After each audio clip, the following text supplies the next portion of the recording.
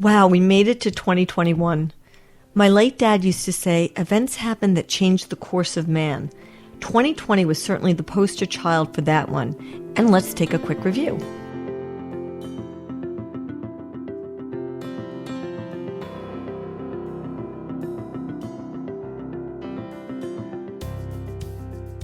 Hi, I'm Dr. Renee Kohansky, and welcome to Episode 8 of Clinical Correlation.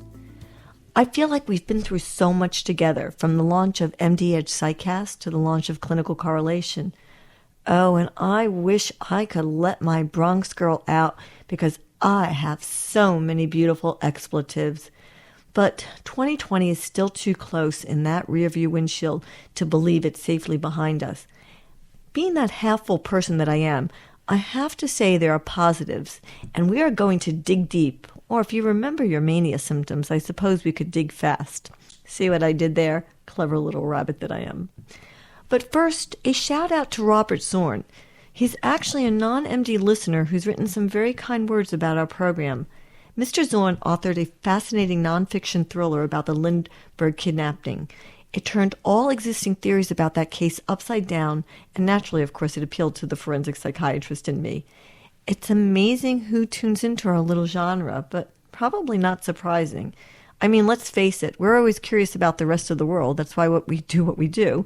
So it shouldn't really come as any great shock. People are curious about how we process information. Anyway, keep those comments coming. They're fascinating, and they're fantastic. Thank you. Back to this 2020 thing. I've said in other programs we are now in the information age, as in there was a Stone Age and an Industrial Age and now the Information Age. Actually, some even say we're beyond the Information Age and we're in the Drone Age. But more importantly, I submit, it's not that we're in the Information Age that's important, but rather it's who actually controls the transmission of information that's key and defines this age. So stay with me on this next little step. Our organ in psychiatry isn't just the brain, it's the mind. And necessarily mind and thought are a racemic mixture.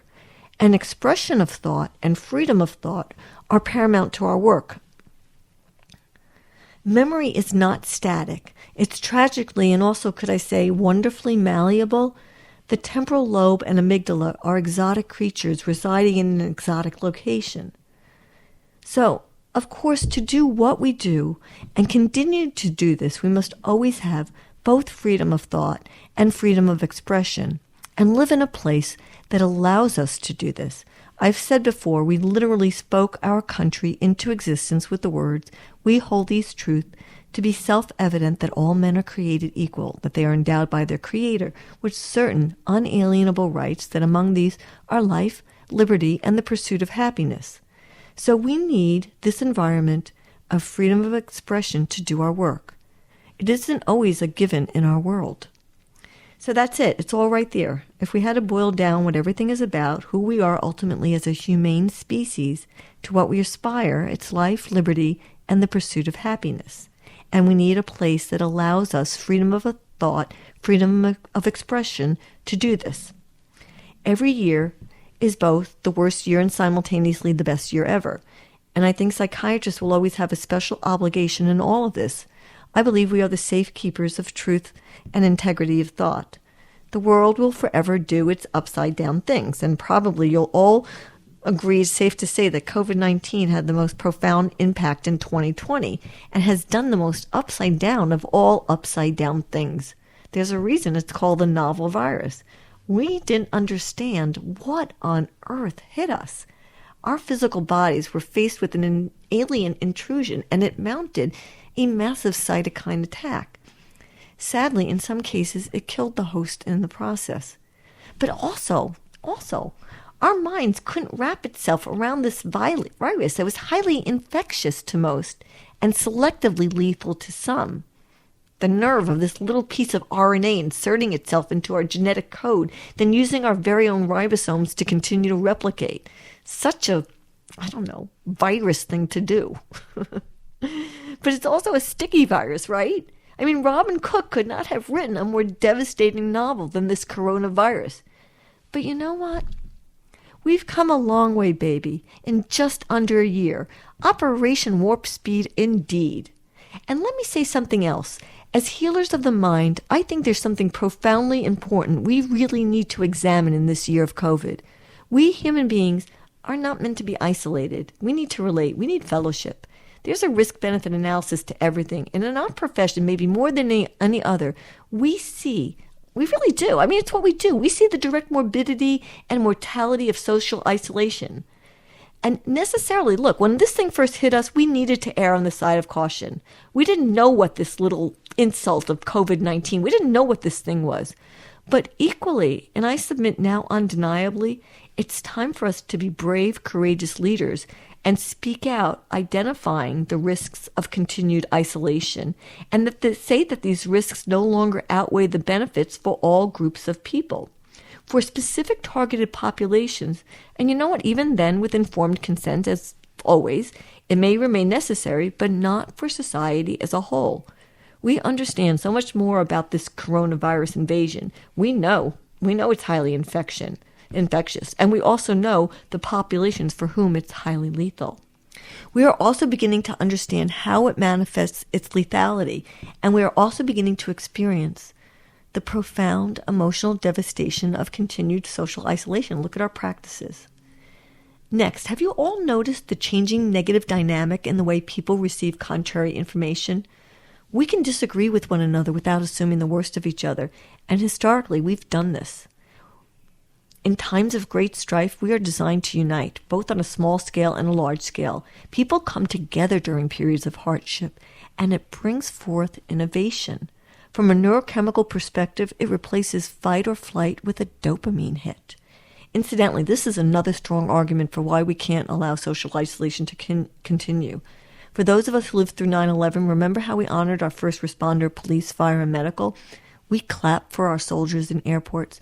Our politicians on left and right came together and worked for us. And for a time, the whole country was united. Look, I believe there are a few with malfeasance of heart for whom a divided nation serves well, but for most, united works best. And ironically, here we are, the most divided we've been in 155 years, when what's truly needed is togetherness. And it's important to ask, why aren't we? Not to seek blame, but to resolve. I hypothesize the source of the division to some degree is how we are communicating and the current limits of our communication. For example, so much is lost and misunderstood in texting, and a lot of our communication is by texting or email or writing or even social media.